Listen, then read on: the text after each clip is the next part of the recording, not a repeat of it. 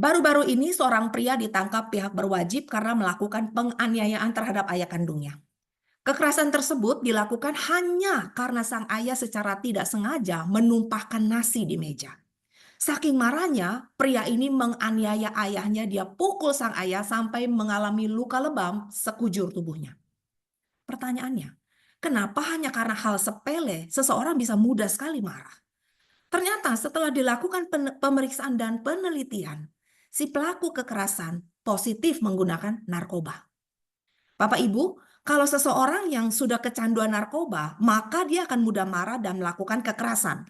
Sebab senyawa dalam otak itu senyawa narkoba ya di otak kita itu mengubah neurotransmitter pada otak yang membuat seseorang bisa lebih impulsif dan tidak bisa mengontrol emosinya secara normal.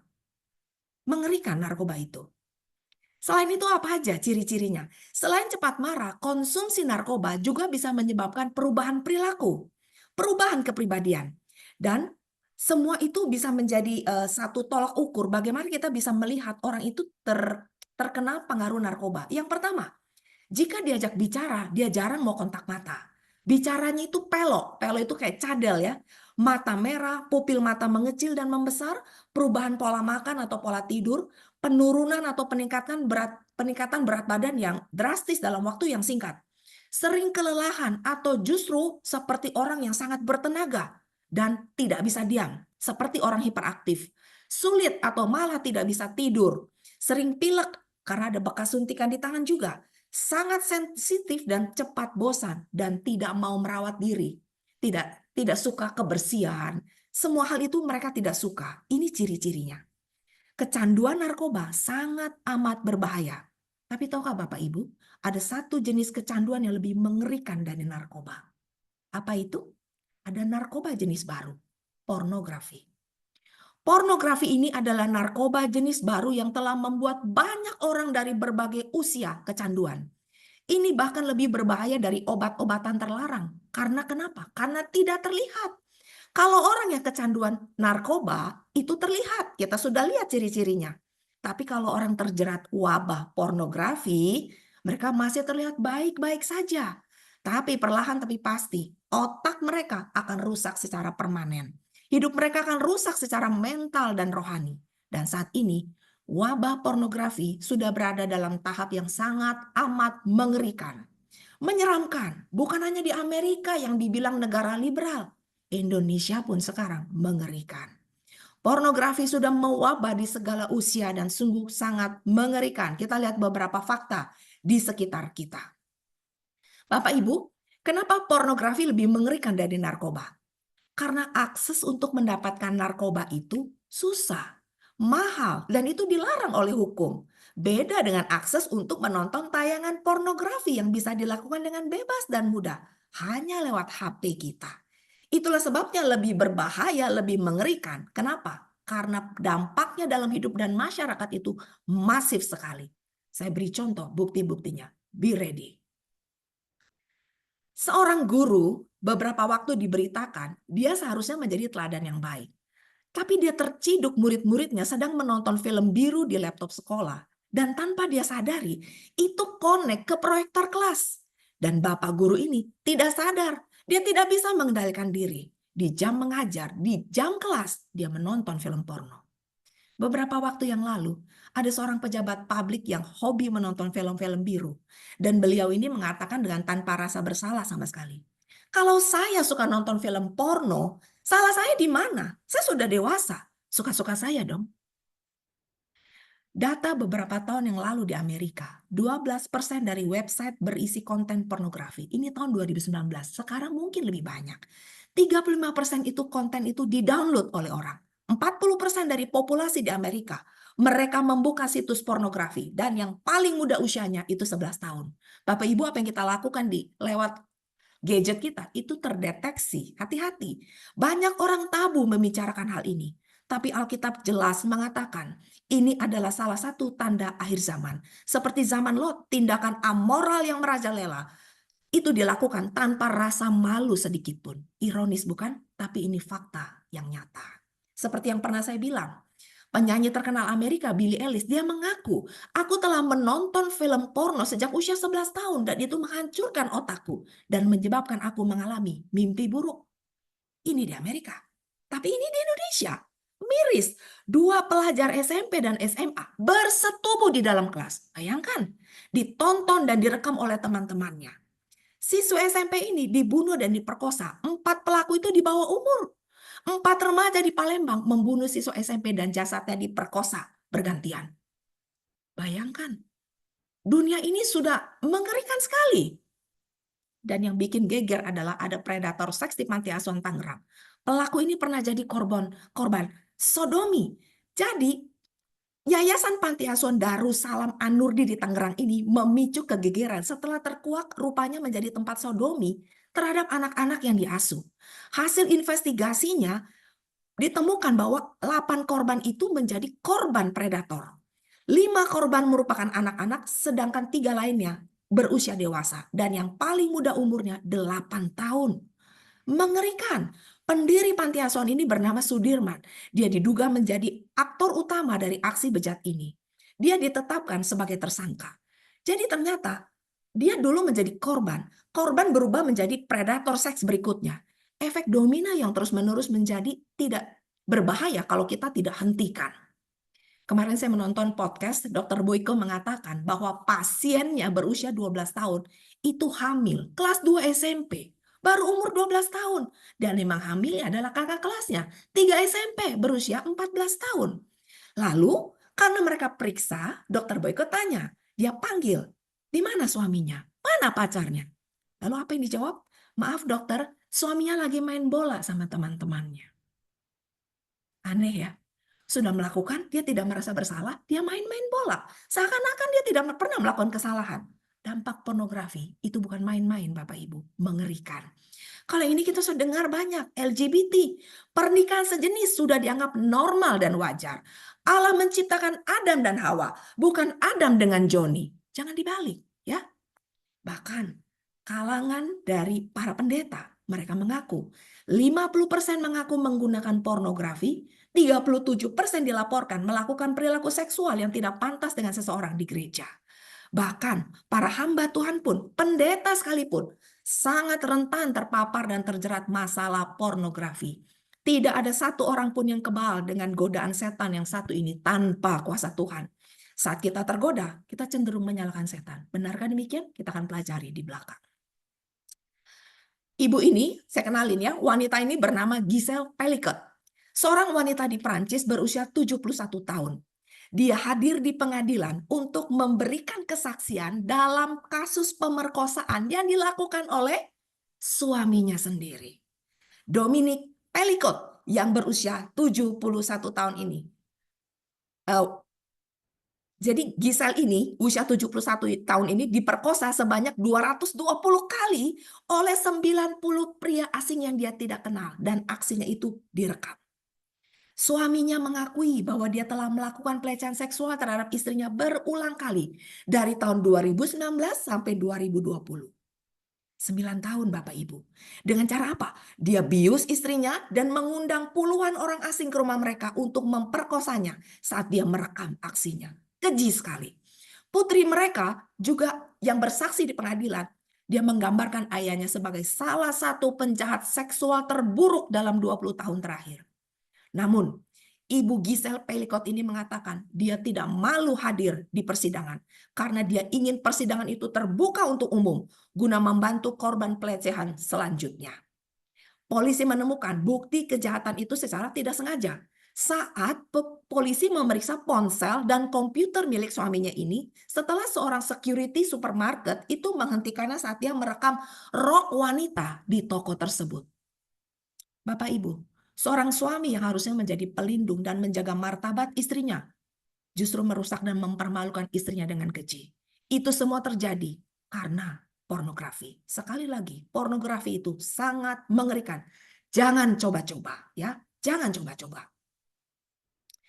Jeratan pornografi lebih berbahaya dari narkoba karena perilaku dan keadaan orang yang terjangkit narkoba terlihat seperti yang sudah kita pelajari. Kalau pecandu pornografi, apalagi yang sudah mengalami penyimpangan seksual, itu tidak terlihat. Bahkan banyak yang berkedok sebagai tokoh agama yang terlihat suci dan baik di luar. Dan itu akhirnya membuat banyak yang terkecoh dan dia berkeliling sebagai monster untuk mencari korban berikutnya. Jadi kita harus berhati-hati dengan apa yang kita tonton. Kalau kita sudah terjerat pornografi, maka bagian otak manusia yang memiliki peran penting dalam mengatur perilaku dan kepribadian kita, itu mudah sekali rusak. Kerusakan pada bagian otak paling depan ini akan mempengaruhi seluruh kehidupan seseorang. Dan penyebab kerusakan otak depan yang paling hebat, itu adalah apa? Narkolema. Narkoba lewat mata. Ini lebih merusak, membuat bodoh karena suka menghayal, menimbulkan hasrat seksual yang tidak wajar, menjadi pribadi yang menyimpang, sering melakukan masturbasi, dan membuat seseorang kehilangan daya konsentrasi, susah untuk fokus. Tidak bisa mengendalikan perilaku yang benar, seperti yang terjadi pada suami Giselle Peleko tadi. Itu terbukti. Banyak sekali buktinya, saya akan paparkan di sini. Coba kita perhatikan. Gadis cantik ini bernama Stephanie Hu. Sekilas keadaannya baik-baik saja. Dia masih aktif melayani di gereja saat itu. Tapi sebenarnya dia mengalami kecanduan pornografi dan melakukan masturbasi sejak kecil. Stephanie ini membagikan kesaksian bagaimana Tuhan menyelamatkan dia, memulihkannya dari jeratan pornografi dan masturbasi yang sudah dia alami sejak usia remaja. Bapak Ibu, pornografi dan masturbasi itu biasanya satu paket. Dan Stephanie ini jatuh bangun untuk bisa sembuh dari kecanduan ini. Sempat sembuh, tapi kambuh lagi. Sembuh, kambuh lagi. Tapi akhirnya dia bisa bebas dan pulih. Kenapa? Karena dia memutuskan untuk mempelajari Alkitab dengan sungguh-sungguh dan minta kuasa Tuhan memulihkannya. Dan dia dipulihkan. Awalnya dia malu untuk menceritakan pengalamannya ini. Tapi dia berkata, demi untuk kemuliaan Tuhan dan menolong sesama saya. Akhirnya dia berani bercerita. Dan kesaksiannya membuat banyak orang mulai belajar untuk bangkit dari kecanduan yang sama. Karena kalau kita baca komen di YouTube ini, YouTube-nya Stephanie ini, ternyata banyak yang bercerita bahwa mereka pun terjerat masalah yang sama. Pornografi dan masturbasi. Dan korbannya ini bukan anak laki-laki aja, perempuan juga banyak. Jadi banyak Stephanie yang di luar sana. Dan penyebabnya adalah karena awalnya mereka mau coba-coba dan banyak yang waktu luang. Dan aktivitas yang paling banyak dipilih saat kita sendirian dan banyak waktu luang itu apa? Menonton. Betul nggak? Kecanduan pornografi itu awalnya seperti kita belajar makan pedas. Awalnya 1 cabai, 2 cabai, 3 cabai, lama-lama 100 cabai. Akhirnya kita tidak bisa makan kalau makanan itu tidak pedas. Mirip kan analoginya? Kalau sudah di tahap kecanduan yang parah, orang yang terpapar pornografi itu akan merasa jijik dengan tubuhnya sendiri. Akhirnya apa? Mereka mengalami depresi. Cerita nyata, saya pernah mengajar kelas Bible Study untuk 2 orang gadis remaja berusia 16 tahun. Setelah banyak topik kita pelajari, saya bertanya kepada mereka, topik apa yang mau kalian pelajari lagi? Mereka menjawab, tolong bahas topik masturbasi. Jawaban mereka cukup mengagetkan saya. Bapak Ibu, sekarang pertanyaannya, kenapa manusia bisa mudah sekali terjerat oleh semua hal yang mengerikan yang disodorkan oleh setan? Sejak kapan itu terjadi? Jawabannya adalah itu dimulai saat Hawa tergoda oleh dusta setan dan memberontak, melawan perintah dan tuntunan Tuhan.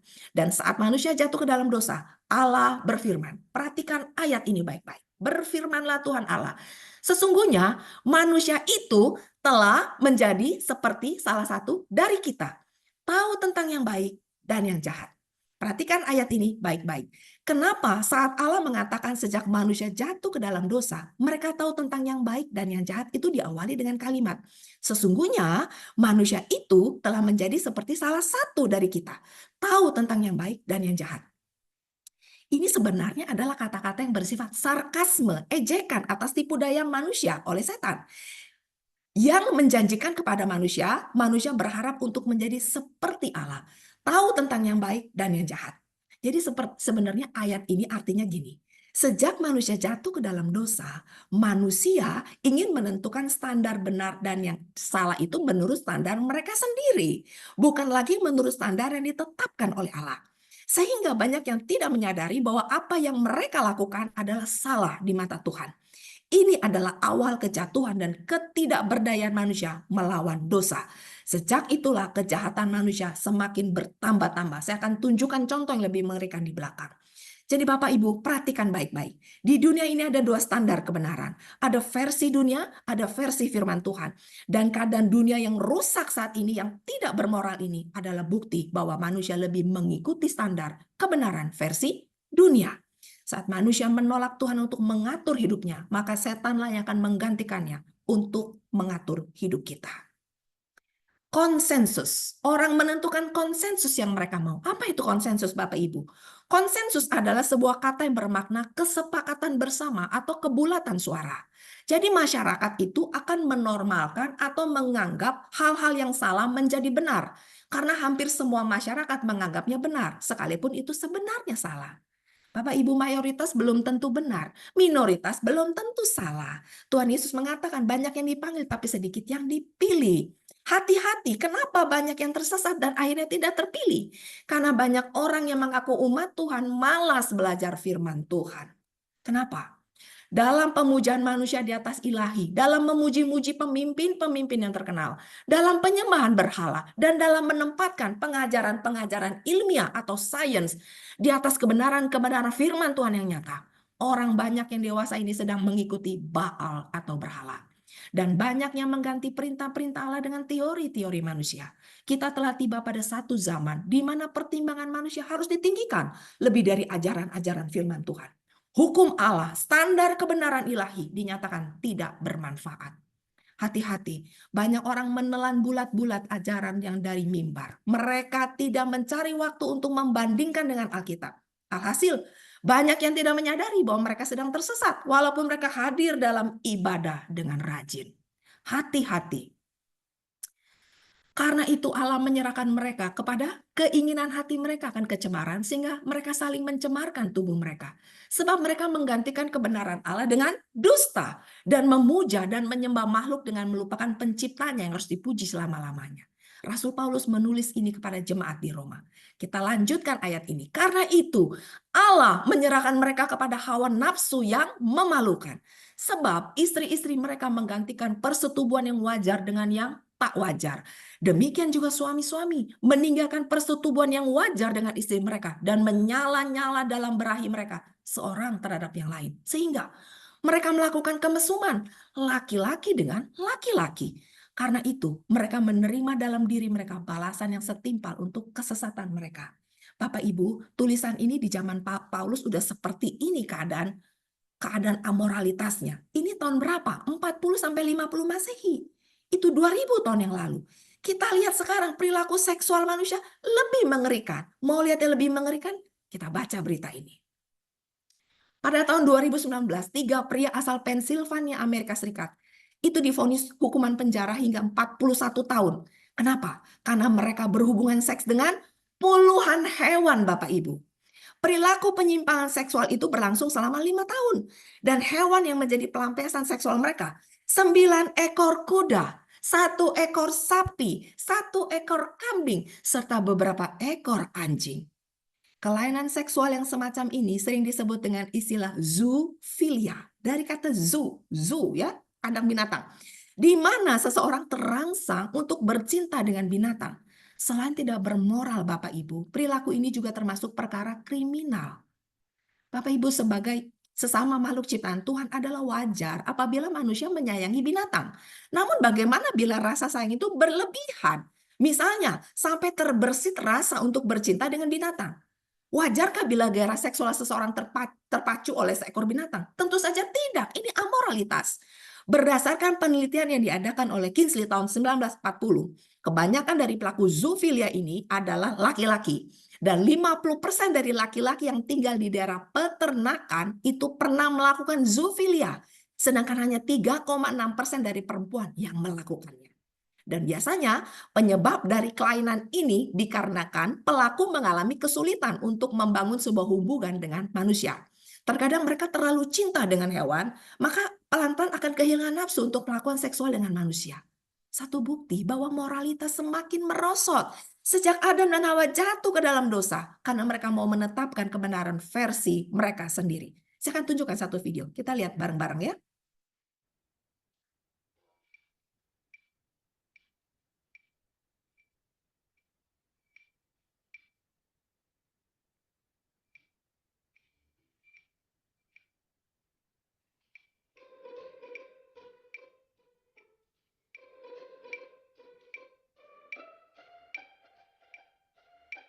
Eu quero que elas venham comigo quando eu morrer. No Japão, as pessoas são cremadas, mas me disseram que eu não poderia ser cremado junto com elas. Então agora estou pensando que eu gostaria de ser enterrado com todas as quatro.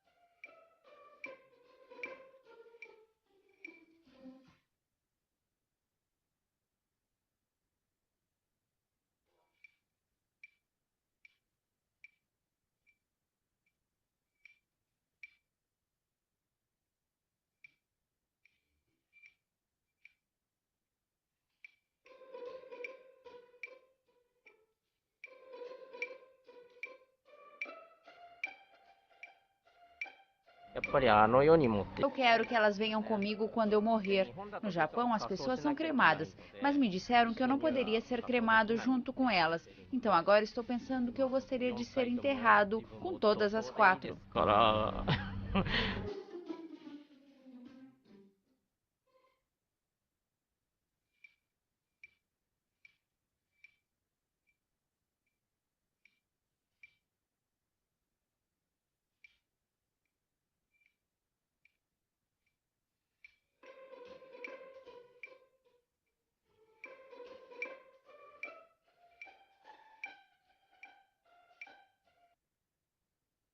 Bapak Ibu, Jepang adalah salah satu negara di Asia yang mengalami depopulation. Artinya, mereka punya population growth itu di bawah.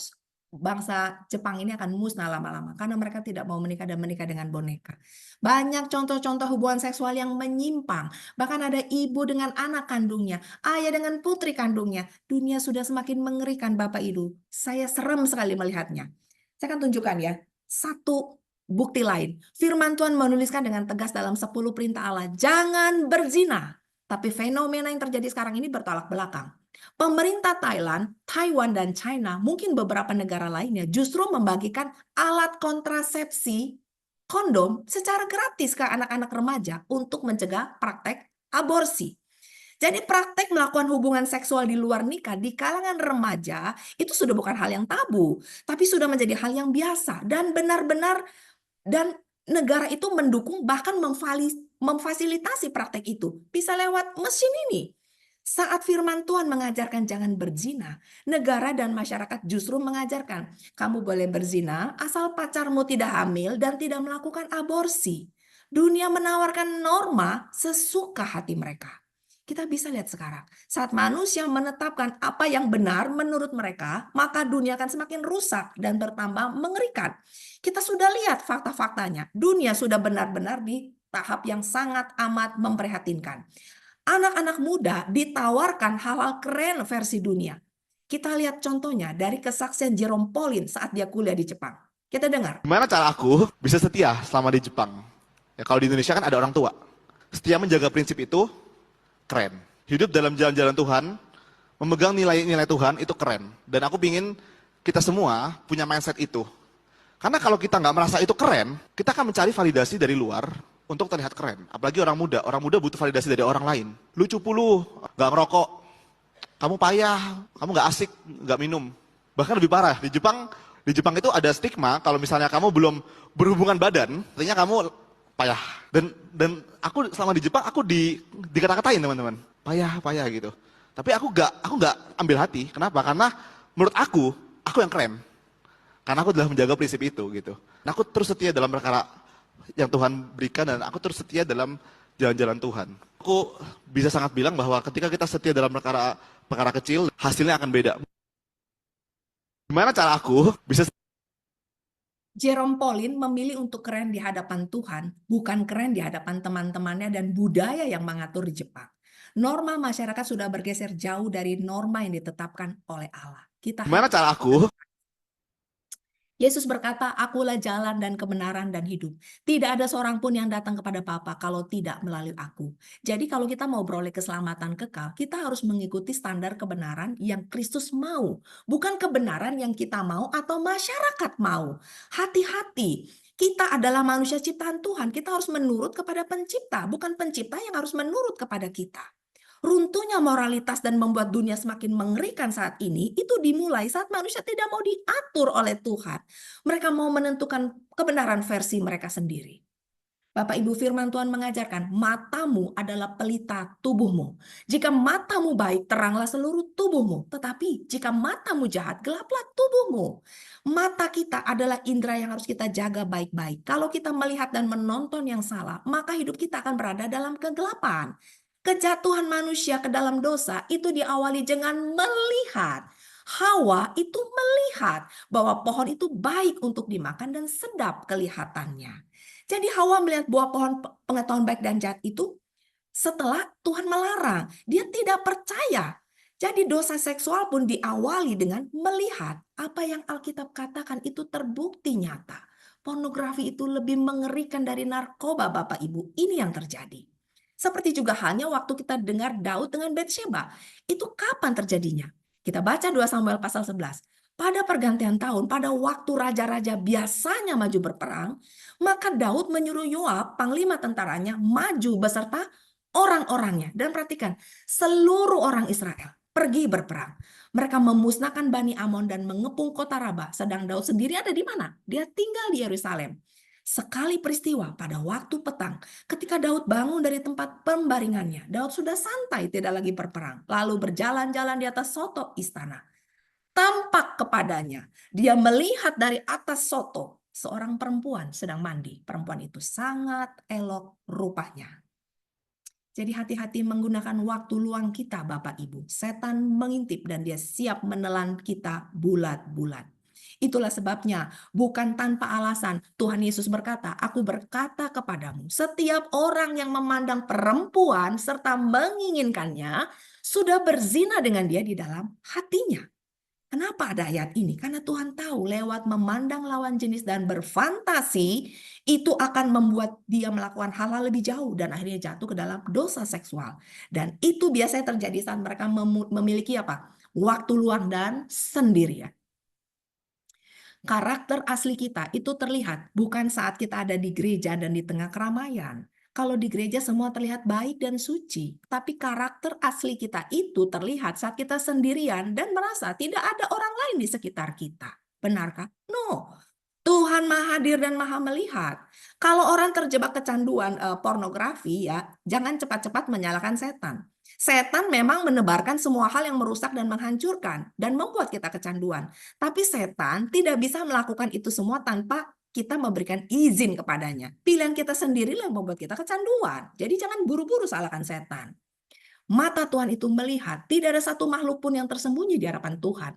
Sebab segala sesuatu telanjang dan terbuka di hadapan Tuhan. Yang kepadanya kita harus memberikan pertanggungan jawab. Ada satu tulisan, kita baca. Jika kita memahami dengan benar bahwa Allah melihat dan mendengar semua yang kita lakukan dan katakan, dan mencatat dengan setia perkataan dan tindakan kita, maka kita akan takut berbuat dosa. Hendaknya anak-anak muda selalu ingat bahwa dimanapun mereka berada dan apapun yang mereka lakukan, mereka berada di hadirat Allah. Tidak ada bagian dari perilaku kita yang luput dari pengamatan Tuhan.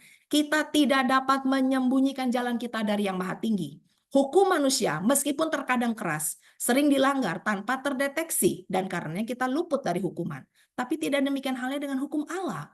Tengah malam yang paling gelap sekalipun, itu bukanlah tempat berlindung bagi orang yang bersalah. Ia mungkin merasa dirinya sendirian. Tapi untuk setiap perbuatan ada saksi yang tidak terlihat.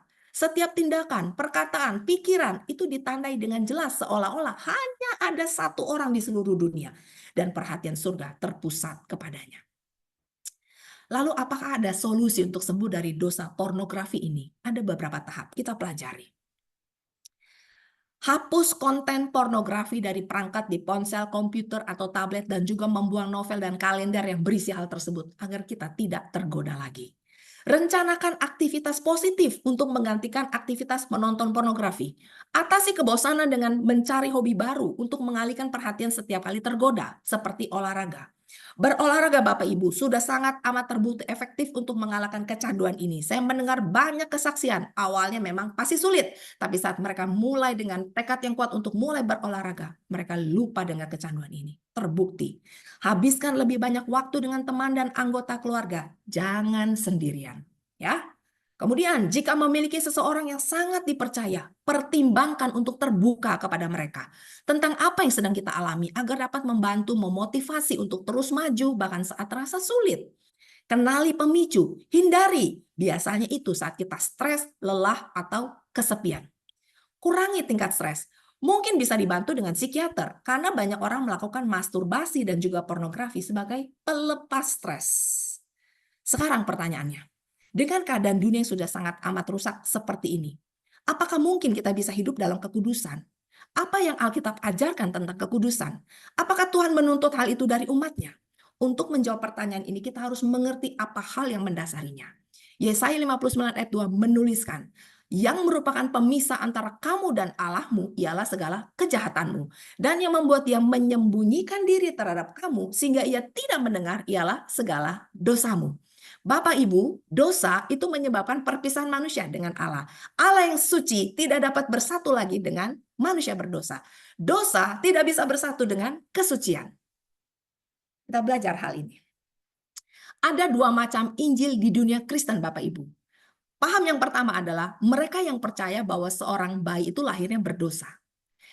Karena diperlengkapi dengan keadaan berdosa atau kebejatan total ya, total depravity, maka manusia tidak dapat menurut kehendak Tuhan.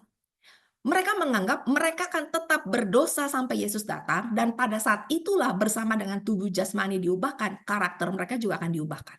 Ini pengertian yang pertama. Paham yang kedua adalah mereka yang percaya bahwa bayi itu lahir tidak dalam keadaan berdosa, tapi memiliki alamiah akibat dosa, yaitu keadaan jatuh. Kelompok ini percaya bahwa apabila kita hidup berhubungan dengan Yesus dengan kuasa Roh Suci, maka Yesus akan memberikan kuasa untuk menyanggupkan kita hidup menurut kehendak Allah. Kenapa? Karena kita sudah harus hidup suci sebelum kedatangan Yesus yang kedua kali. Karena orang jahat tidak tahan melihat Yesus. Pengertian yang benar mengenai dosa ini sangat amat penting. Karena dari asal-usul dosa ini menyebabkan ada dua Injil di dunia Kristen. Yang kita warisi dari Adam dan Hawa itu bukan dosa. Tidak ada dosa warisan. Yang kita warisi adalah keadaan jatuh. Apa itu keadaan jatuh? Artinya kita sangat rentan dan mudah sekali jatuh ke dalam dosa. Kalau seorang bayi lahir berdosa, itu tidak adil Bapak Ibu. Kenapa? Karena bayi belum bisa apa-apa. Dia hanya bisa menangis kalau dia lapar atau tidak nyaman. Dia belum mengerti apa itu dosa. Jadi, mana pandangan yang paling disukai oleh kebanyakan orang Kristen? Yang pertama, alasannya, oh saya tidak mungkin hidup kudus karena saya sudah berdosa sejak lahir. Tidak Bapak Ibu. Jadi yang diwarisi oleh bayi itu bukan dosa, tapi keadaan jatuh. Kita bisa menang melawan dosa kalau kita mau bergantung pada kuasa Roh Kudus. Itu janji Tuhan. Satu slide ini kita akan belajar tentang apa itu Injil yang benar. Alkitab itu berisi tuntunan Allah kepada manusia untuk bisa mendapatkan hidup kekal bersama dengan Tuhan. Alkitab itu dimulai dengan kitab Kejadian pasal 1 dan pasal 2, di mana dosa belum ada. Adam dan Hawa itu bisa bertemu dengan Allah, berkomunikasi, bercakap-cakap. Mereka hidup dalam kekudusan dan keadaan ini seketika berubah saat manusia jatuh ke dalam dosa. Mendadak Adam dan Hawa terpisah dari Allah karena ada dosa. Dan untuk bisa kembali bersatu dengan Allah, manusia harus hidup tanpa dosa. Ini adalah Injil yang benar Bapak Ibu. Jadi bayi lahir tidak dalam keadaan berdosa. Dia mewarisi keadaan jatuh. Alkitab ditutup dengan buku terakhir, Kitab Wahyu, pasal 21 dan pasal 22. Di mana itu diceritakan Allah akan menciptakan kembali Taman Eden yang baru yang tanpa dosa. Kenapa? Sekali lagi, karena Allah yang kudus tidak bisa bersatu dengan yang berdosa dan tidak kudus. Inilah formula keselamatan yang benar dan alkitabiah. Di antara dua Eden inilah proses penyucian kita dimulai. Jadi tidak cukup hanya mengaku percaya Yesus untuk beroleh selamat. Kita harus mau hidup dalam kekudusan. Itu syarat mutlak. Jadi ada dua versi Bapak Ibu. Kita diharuskan hidup kudus dan mengatakan tidak perlu hidup kudus. Dan doktrin ajaran yang paling diminati adalah percaya Yesus sudah pasti selamat. Kita sudah mewarisi dosa Adam, maka kita tidak mungkin bisa hidup kudus. Terkesan mudah sekali ya untuk mendapatkan keselamatan kekal. Kesannya tuh dari Yesus itu murahan sekali. Tapi benarkah kalimat itu? No. Seperti yang sudah kita pelajari tadi. Adam dan Hawa terpisah dari Allah karena adanya dosa dan ketidakkudusan. Jadi untuk bisa kembali bersatu dengan Allah, kita harus hidup tanpa dosa. Harus hidup dalam kekudusan.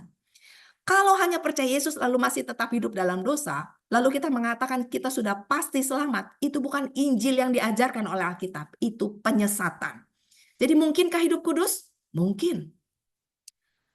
Apa yang Tuhan paparkan di sini tentang kedatangan kembali? Sebab nafiri akan berbunyi dan orang-orang mati akan dibangkitkan dalam keadaan yang tidak dapat binasa. Dan kita semua akan diubah. Apanya? Yang dapat binasa ini harus mengenakan yang tidak dapat binasa. Dan yang dapat mati ini harus mengenakan yang tidak dapat mati. Pandangan umum yang diterima oleh kalangan Kristen pada umumnya adalah saat Tuhan datang nanti, itulah saat Tuhan menguduskan kita dengan mengubah karakter kita. Itu penyesatan Bapak Ibu. Karena Alkitab tidak mengajarkan hal itu. Saat Tuhan datang nanti, yang diubah bukan karakter kita, tapi tubuh jasmani kita yang tidak lagi akan binasa dan tidak lagi mengalami kematian. Bukan karakter kita yang diubah. Perubahan dari bumi ke sorga tidak akan mengubah karakter manusia. Karena kebahagiaan umat tebusan di sorga merupakan hasil pembentukan karakter dalam kehidupan kita sekarang ini. Melalui citra Kristus. Orang-orang kudus di sorga pertama-tama harus menjadi orang kudus di bumi. Tuhan Yesus menyelamatkan kita dari dosa, bukan di dalam dosa. Artinya kita harus meninggalkan dosa. Kita belajar dari dua orang yang sudah bertemu dengan Yesus secara pribadi. Kemudian Yesus bertemu dengan dia. Ini orang lumpuh. Dalam bait Allah lalu berkata kepadanya, engkau telah sembuh, jangan berbuat dosa lagi. Supaya padamu jangan terjadi yang lebih buruk. Kepada Maria Magdalena Tuhan berkata, tidak ada yang menghukummu. Aku pun tidak akan menghukum engkau. Pergilah dan teruslah berbuat dosa. Begitu? No, Tuhan mengatakan jangan berbuat dosa lagi. Mulai kapan? Mulai dari sekarang. Jadi setelah kita berjumpa dengan Yesus, kita harus mulai stop berbuat dosa. Rasul Paulus menuliskan kepada jemaat Roma, aku mengatakan hal ini secara manusia karena kelemahan kamu. Sebab sama seperti kamu telah menyerahkan anggota-anggota tubuh menjadi hamba kecemaran dan kedurhakaan yang membawa kamu kepada kedurhakaan. Demikian hal kamu sekarang harus menyerahkan anggota-anggota tubuhmu menjadi hamba kebenaran yang membawa kamu kepada pengudusan. Jadi jelas ya Bapak Ibu ya, kita sedang mempersiapkan diri untuk bertemu dengan Tuhan yang disertai rombongan malaikat kudus yang akan kelihatan di atas di langit untuk merampungkan pemberian hidup kekal kepada orang-orang yang setia dan benar. Apabila ia datang, itu bukan lagi untuk membersihkan kita dari dosa-dosa kita, melenyapkan noda dalam karakter kita, atau menyembuhkan kita dari kelemahan karakter dan watak kita. Pekerjaan pengudusan akan diselesaikan sebelum masa tersebut, di saat kita masih hidup dan Yesus belum datang. Ini goal kita. Kamu yang dahulu hidup jauh dari Allah dan yang memusuhinya dalam hati dan pikiran yang seperti nyata dari perbuatanmu yang jahat, sekarang diperdamaikannya di dalam tubuh jasmani Kristus oleh kematiannya untuk menempatkan kamu kudus, tidak bercela dan tak bercacat di hadapannya. Kita tidak akan pernah bisa tahan berdiri di hadapan Allah tanpa kekudusan dan masih menyimpan dosa. Karena kita bisa mati. Allah kita adalah api yang menghanguskan. Ada jalan yang disangka orang lurus, tapi ujungnya menuju maut. Miliki kesadaran untuk mencari tahu mana pengajaran yang benar. Jangan malas dan tidak mau belajar firman dan hanya mau dengar dari orang lain. Kalau kita tidak mau belajar dan mengenal Tuhan secara pribadi, kita akan ditelan setan bulat-bulat. Kenapa? Firman Tuhan, Yesus itu berkata secara jelas sekali di Matius pasal 24 dan 25. Bapak Ibu bisa baca. Yesus berkata, waspadalah supaya jangan ada orang yang menyesatkan kamu. Banyak orang akan datang dengan memakai namaku dan berkata, akulah Mesias. Dan mereka akan menyesatkan banyak orang.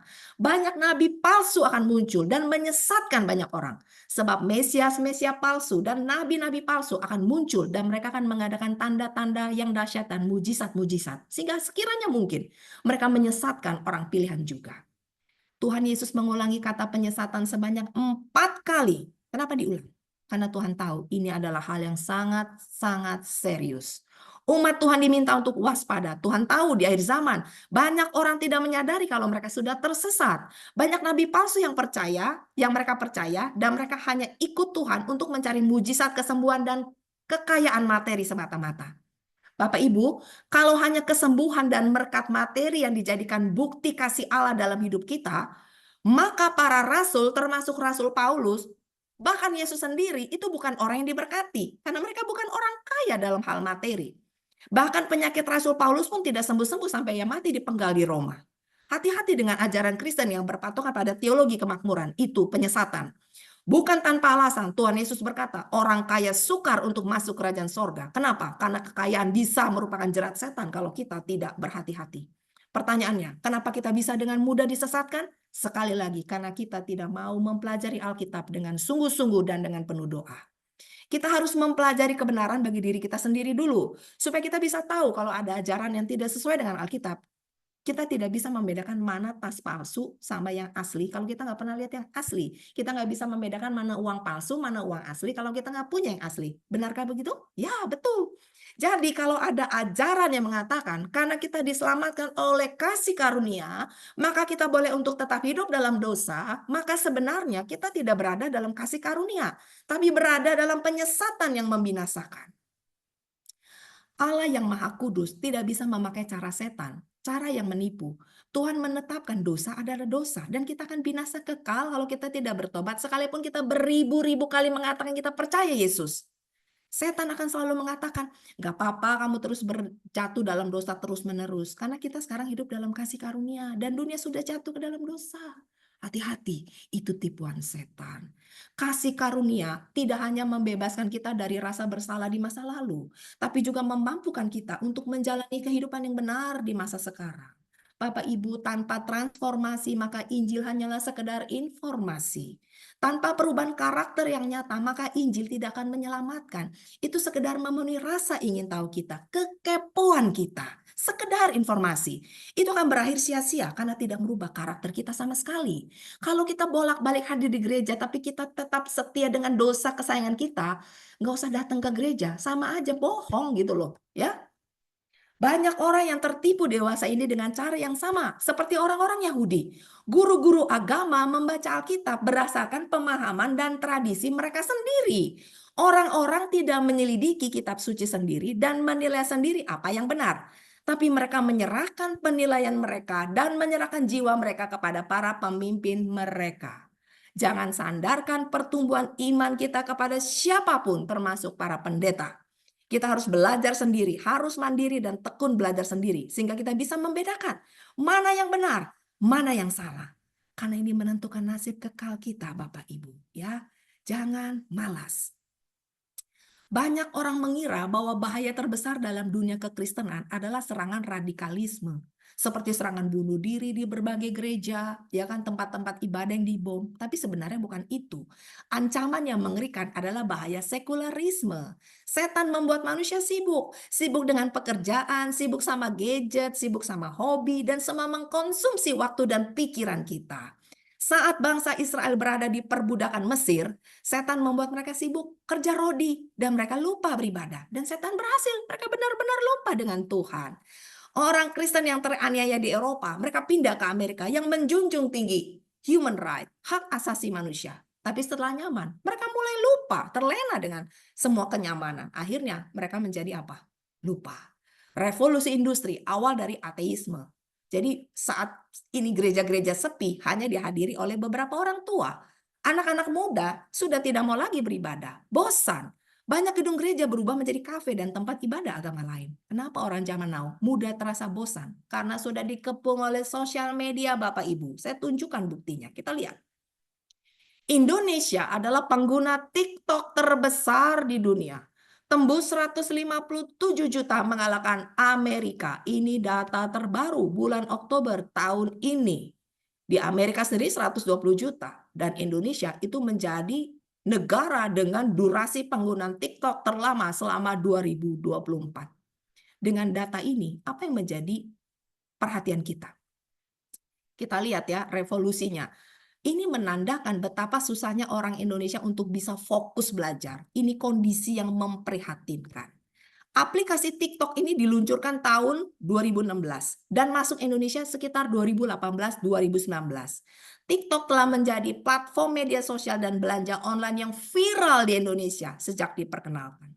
Mulanya TikTok itu hanya berfokus pada konten video pendek yang menggeser pemain lama, ada Instagram, Facebook, dan Twitter. Dulu durasi awal TikTok itu berapa? Cuma 15 detik.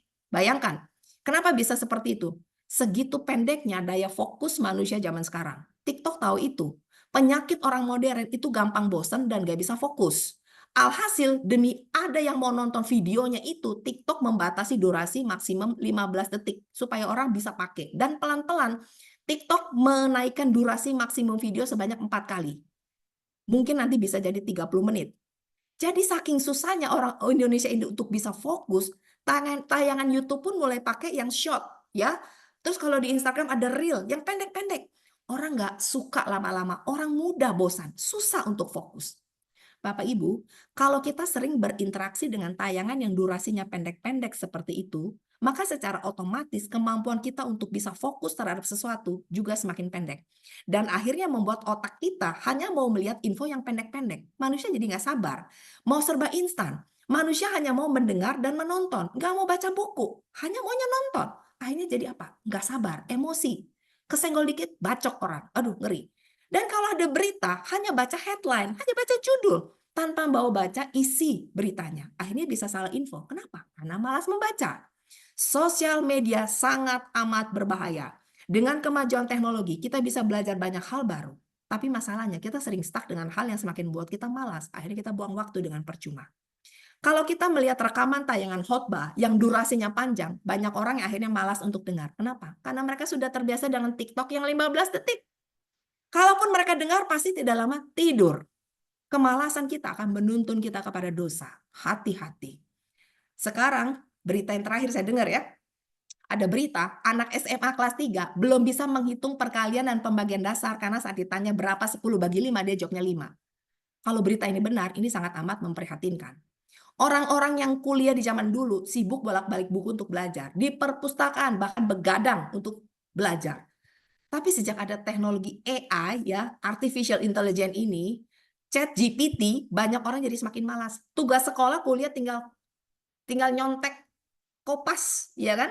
Sekarang alhasil anak sekarang itu minim pengetahuan dan semakin malas, tidak sabar. Bahkan saya dengar banyak anak yang tidak menulis angka terbilang. Misalnya angka 9001, mereka tidak bisa menulis 9001. Mereka nggak bisa tulis.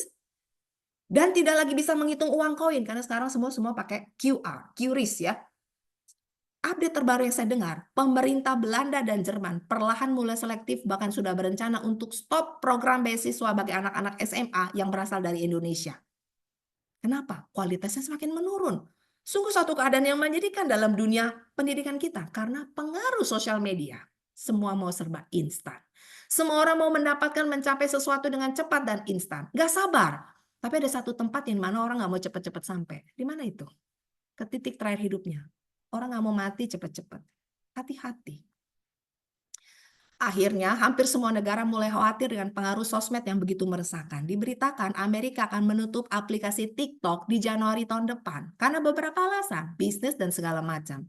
Australia akan melarang anak-anak di bawah umur 16 tahun untuk menggunakan sosial media lagi. Dunia dikepung dengan kenyamanan dan kemudahan dan semua hal instan yang akhirnya merusak yang tadi kita lihat di depan, sangat amat memprihatinkan. Jadi musuh utama orang zaman now itu bukan kesusahan, sakit penyakit, bom bunuh diri, tapi apa? Kenyamanan. Ini selalu saya katakan, kenyamanan adalah musuh utama pertumbuhan iman. Hati-hati mengisi waktu luang yang ada. Kualitas manusia semakin turun dan susah untuk fokus. Keadaan dunia saat ini sudah membuktikan manusia mengalami kemerosotan bukan hanya dalam hal intelektual, tapi lebih memperhatinkan adalah kemerosotan dalam hal moralitas dan spiritual. Mengerikan Bapak Ibu. Jagalah hatimu, pikiranmu dengan segala kewaspadaan, karena dari situlah terpancar kehidupan. Kita harus jaga apa yang kita lihat, apa yang kita dengar. Kita yang pilih objek mana yang akan kita lihat dan objek mana yang mau kita dengarkan. Kenapa? Kalau enggak, kita tuh akan tersesat. Kuasa untuk mampu hidup dalam kekudusan hanya dapat kita dapatkan kalau kita mau mengenal Tuhan lebih dekat. Sediakan waktu setiap hari untuk belajar firman Tuhan.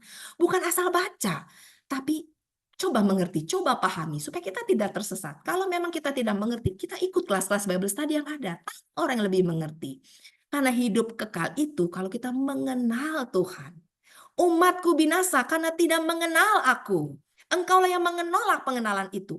Maka aku menolak engkau menjadi imamku. Dan karena engkau melupakan pengajaran Allahmu, maka aku juga akan melupakan anak-anakmu. Kita akan sangat mudah disesatkan kalau kita tidak mau menyediakan waktu untuk lebih mengenal Tuhan lewat firman Tuhan. Ya, 2 Korintus 5 menuliskan, jadi siapa yang ada di dalam Kristus ia adalah ciptaan baru. Yang lama sudah berlalu, sesungguhnya yang baru sudah datang. Dalam perjalanan kita ke surga, setiap hari kita dihadapkan pada 2 pilihan. Kita mau memberi makan manusia lama kita atau memberi makan manusia baru kita. Jika kita terus memilih untuk memberi makan manusia lama dengan tontonan-tontonan yang merusak, dengan makanan-makanan yang merusak otak kita, itu artinya kita menolak untuk disucikan. Kegagalan sebagian besar bangsa Israel untuk masuk negeri Kanaan adalah karena mereka ingin sama dengan bangsa-bangsa lain. Mereka mau punya raja, mereka mau punya tata ibadah dan musik seperti bangsa lain, makanan seperti bangsa lain. Akhirnya mereka gagal masuk negeri Kanaan. Kita hadir di ibadah untuk menyenangkan Tuhan, bukan untuk menyenangkan kedagingan kita. Pilihan ada di tangan kita masing-masing. Izinkan Roh Kudus untuk memurnikan kita, agar kita mampu untuk terus hidup dalam kekudusan. Kenapa?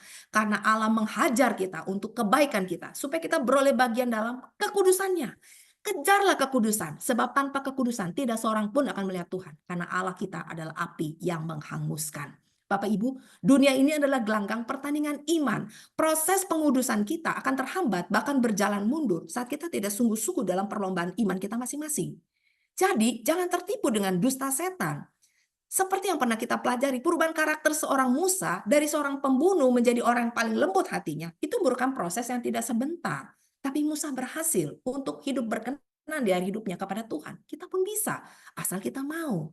Kita seringkali menyalahkan setan, ya kan? Padahal setan tidak bisa menjerat kita kalau kita tidak mengizinkannya. Setan memang selalu berkeliling seperti singa yang mengaum-ngaum. Setan tidak pernah stop menggoda kita, tapi setan tidak akan bisa menang kalau kita tidak mengizinkannya dan membuka celah bagi godaannya. Tiap-tiap orang itu dicobai oleh keinginannya sendiri karena ia diseret dan dipikat olehnya. Jadi firman Tuhan memberikan cara agar kita bisa menang melawan godaan setan, ya. Keuntungan manusia untuk memperoleh pengetahuan tentang kebenaran betapapun besarnya tidak akan terbukti bermanfaat baginya kecualinya hatinya terbuka untuk menerima kebenaran. Dan ada penyerahan diri yang sungguh-sungguh dari setiap kebiasaan dan praktek yang bertentangan dengan prinsip-prinsipnya. Kita bisa menang melawan dosa karena janji Tuhan. Kalau kita tunduk kepada Allah, kita bisa melawan iblis. Iblis akan lari dari kita. Kita tidak akan bisa melawan setan yang sudah berpengalaman tanpa kuasa Tuhan. Tuhan memberikan kita kebebasan untuk memilih. Ini adalah bentuk kasih Allah. Allah tidak mau paksa kita. Karena kalau ada paksaan itu bukan lagi kasih, tapi diktator. Allah bukan Allah yang seperti itu. Kita yang harus memilih mau menurut atau memberontak, ya. Jadi kalau kita menaruh pengharapan kita kepada Tuhan, kita harus mau menyucikan diri sama seperti Yesus, dia juga kudus, ya. Kalau kita ditanya, untuk apa Yesus datang ke dunia ini? Jawabannya paling umum adalah untuk menebus manusia dari dosa. Itu benar. Tapi selain itu, Yesus juga ingin memperkenalkan sosok Bapa yang penuh dengan kasih kepada manusia. Kenapa? Karena setan selalu menuduh Bapa adalah Allah yang kejam dan diktator. Setan mengatakan hukum Allah itu berat. Tidak ada satupun yang sanggup untuk mentaatinya. Tapi semua itu dipatahkan oleh kehidupan Yesus yang penuh ketaatan dan kekudusan. Jadi kedatangan Yesus adalah untuk memberikan teladan kepada kita bagaimana menghidupkan kehidupan yang kudus di dalam dunia yang sudah jatuh ke dalam dosa. Itu Yesus mampu lakukan karena dia bergantung penuh kepada Allah Bapa di sorga. Kita pun bisa kalau kita mau bergantung penuh pada kuasa Roh Kudus. Kedagingan kita ini tidak bisa kita kalahkan tanpa kuasa Tuhan. Sekali lagi mungkin banyak masalah dalam hidup kita yang tidak akan pernah selesai sampai kita mati nanti. Entah itu masalah kesehatan, ekonomi, rumah tangga, dan lain-lain. Semua itu tidak perlu menjadi masalah. Karena masalah kita sebenarnya adalah bagaimana caranya kita bisa menang melawan dosa untuk bisa hidup berkenan di hadapan Allah. Jadi ini adalah caranya. Seberapa sering di zaman kita sendiri, cinta akan kesenangan disamarkan oleh bentuk kesalehan. Agama yang mengizinkan manusia sambil menjalankan ritual ibadah untuk mengabdikan diri mereka kepada pemuasan diri yang egois. Sama menyenangkannya bagi banyak orang sekarang seperti di zaman Israel. Dan masih ada Harun yang mudah menyerah, yang sambil memegang posisi otoritas di gereja. Mereka menyerah kepada keinginan orang-orang yang tidak ditahbiskan, dan yang demikian mereka didorong tetap hidup dalam dosa. Ada yang terkenal, penyanyi, pencipta lagu rohani yang terkenal, bersaksi. Di pagi hari dia berkhotbah, padahal semalam dia habis mabuk dan pesta narkoba. Bertahun-tahun dia lakukan itu. Jemaat nggak ada yang tahu, tapi Tuhan tahu. Dan dia lakukan itu bertahun-tahun. Puji Tuhan, akhirnya dia bertobat. Sungguh, kalau kita mau berserah kepada Tuhan, Tuhan akan pulihkan kita. Hanya kuasa Kristus yang dapat melakukan pembaharuan dalam hati dan pikiran yang harus dialami oleh mereka yang ingin turut mengambil bagian dalam hidup baru bersama dengan Dia dalam kerajaan Allah. Agar kita bisa melayani Tuhan dengan baik, maka kita harus lahir dari roh ilahi. Hal ini akan memurnikan hati dan memperbarui kembali pikiran, serta mau mengaruniakan kepada kita satu kesanggupan yang baru untuk mengenal dan mengasihi Allah. Kelahiran semacam ini akan memberi kita keinginan untuk menurut kepada semua tuntutannya. Inilah bentuk ibadah yang sejati. Bapak Ibu, kalau seorang pria sedang jatuh cinta, dia pasti ingin selalu menyenangkan hati kekasihnya kan? Sama dengan kita kan selalu mau menyenangkan hati Tuhan saat kita telah merasakan kasih Allah mengalir dalam hati kita. Menurut kepada Tuhan itu bukan jadi satu beban, tapi menjadi satu sukacita. Karena kita tidak dipaksa, itu mengalir dari hati. Saya akan tunjukkan bagaimana pengaruh setan lewat video ini. Kita lihat. Seorang TikToker iseng nanya hal ini ke GPT, jika Anda adalah setan, apa yang akan Anda lakukan untuk menghancurkan generasi muda? Kemudian setan menjawab, jika saya setan ingin mencegah anak muda mencapai potensi maksimal dan tujuan hidupnya, saya akan menggunakan cara-cara ini. Yang pertama, saya akan buat dia kecanduan pornografi. Saya akan membuatnya terperangkap dalam pornografi sehingga menghancurkan kemampuannya untuk membangun hubungan emosional yang sehat dan merusak pandangannya terhadap cinta dan keintiman.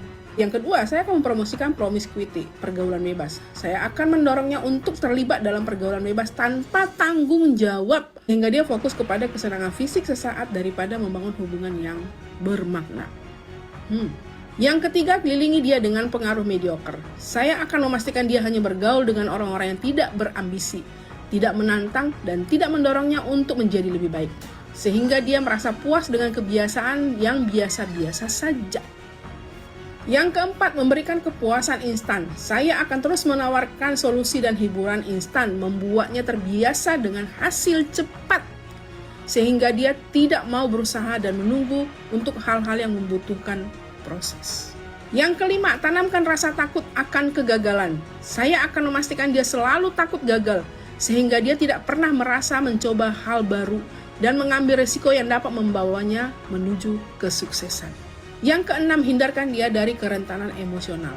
Saya akan membuatnya merasa bahwa menunjukkan emosi atau berbicara tentang perasaannya adalah tanda kelemahan, sehingga dia menutup diri dan menghindari pertumbuhan emosional. Ketujuh, bakar semangat materialisme dan status. Saya akan membuatnya terobsesi dengan benda-benda material dan status sosial, sehingga dia mengukur kesuksesannya berdasarkan apa yang dia miliki, bukan siapa dirinya. Yang kedelapan, dorong mentalitas korban. Saya akan membuatnya selalu merasa sebagai korban dari situasi atau orang lain, sehingga dia tidak pernah bertanggung jawab atas hidupnya sendiri dan terus terjebak dalam pola pikir negatif. Yang kesembilan, dorong perbandingan terus-menerus. Saya akan memastikan dia selalu membandingkan dirinya dengan orang lain, sehingga dia merasa kurang, iri, dan tidak pernah cukup baik, membuatnya kehilangan fokus pada perjalanannya sendiri. Dan yang terakhir, tekan pertumbuhan spiritual atau pribadinya. Saya akan membuatnya mengabaikan pencarian makna hidup yang lebih dalam atau pertumbuhan pribadi, sehingga dia tidak pernah mencapai kesadaran diri atau kedewasaan spiritual yang sesungguhnya. Wow. Saya pernah muda dan saya dulu pernah mengambil komunitas pelayanan anak muda. Kalau saya tidak mengikuti komunitas pelayanan anak-anak muda tersebut, mungkin saya akan terjebak di dalam lingkaran setan tersebut. Jadi buat kalian anak-anak muda yang saat ini mungkin berada di antara poin-poin itu, bahkan mungkin kalian memiliki poin ke-10 poin tersebut, ambil keputusan, tinggalkan ubah cara berpikir kalian, ubah mindset kalian, ubah pola pikir kalian. Segera cuci kaki kalian, cuci tangan kalian, cuci wajah kalian. Ambil sikap berdoa di hadapan Tuhan. Kembali kepada Tuhan, karena kalau tidak, kalian akan berada di dalam lingkaran setan tersebut. Bapak Ibu, setan tidak muncul dalam hal yang menyeramkan, tapi dia muncul dalam bentuk-bentuk hal yang manusia suka. Dan pekerjaan setan sudah sangat berhasil sekarang. Kita melihat kerusakan moralitas di dunia saat ini sudah sangat amat menyeramkan. Api yang membakar habis kota-kota di dataran Sodom dan Gomora memancarkan cahaya peringatan Tuhan bahkan hingga ke zaman kita. Kita diajarkan pelajaran yang menakutkan dan serius bahwa meskipun belas kasihan Allah bertahan lama terhadap pelanggar hukum, ada batas di mana manusia tidak boleh terus berbuat dosa. Ketika batas itu tercapai, maka tawaran belas kasihan ditarik kembali dan penghakiman pun dimulai. Allah memusnahkan dunia di zaman Nuh dengan air bah karena batas kemurahan Allah sudah mencapai puncaknya. Dan Allah akan kembali memusnahkan dunia ini sekali lagi, tapi dengan api karena manusia telah melewati batas kemurahan Allah juga. Bapak Ibu, saat kita memberi diri dibaptiskan, nama kita tercatat dalam kitab kehidupan sorga.